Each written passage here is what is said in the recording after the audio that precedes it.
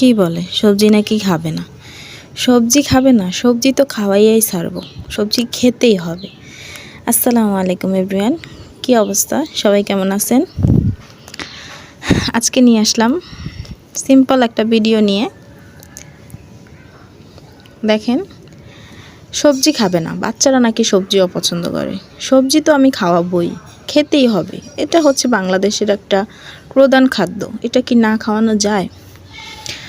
আমার মতো করে এভাবে সবজি রান্না করে দিবেন, দেখবেন অবশ্যই পছন্দ করবে। নুডলস তো অবশ্যই পছন্দ করে, তার সাথে সবজি দিলে কি আর না খাবে? ভিডিওর শেষে ধামাকা আছে, দেখবেন কিভাবে সবজিটা খায়।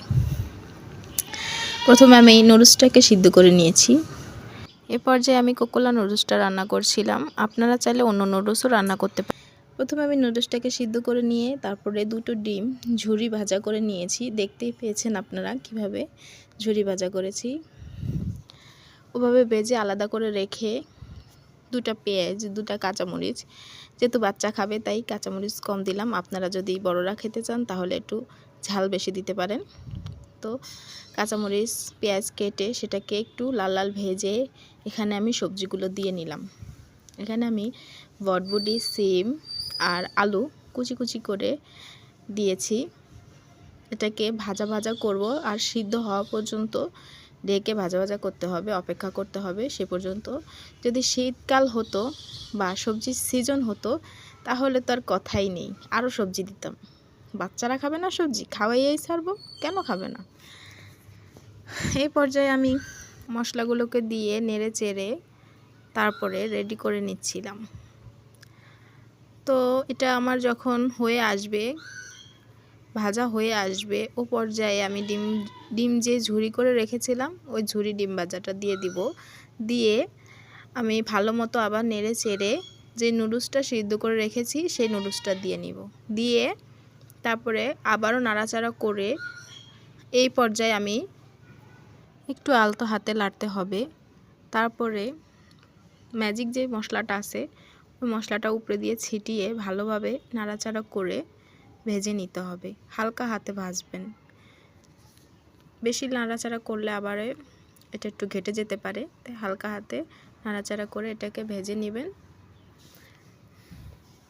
ভেজে নিয়ে বাচ্চাদের দিবেন, দেখবেন বাচ্চারা কেমন পছন্দ করে।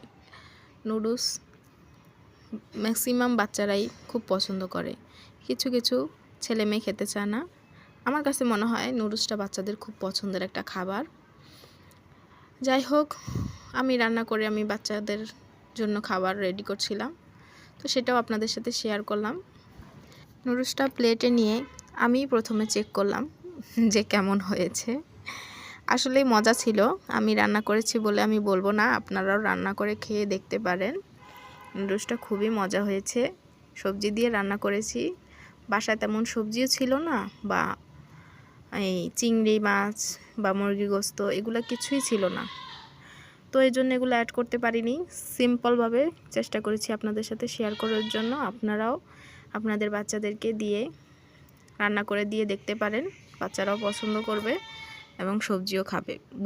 বুঝতেই পারবে না যে সবজি দিয়ে এত মজার রান্না হয়েছে, তারা খুব পছন্দ করবে। তো আমি আমার ছেলেকে নিয়ে দিলাম, দেখেন সে খেয়ে কি একটা হাসি দেয়, খুবই পছন্দ করছে সে। যাই হোক, আমার ভিডিওটা যদি আপনাদের কাছে ভালো লাগে একটা লাইক করে যাবেন, ভালো মন্দ কিছু বলতে পারেন। আশা করি সবার কাছে ভালো লেগেছে। আমার কথা যদি মনোকষ্ট পান, কারো খারাপ লাগে, ক্ষমা দৃষ্টিতে দেখবেন। আসসালামু আলাইকুম।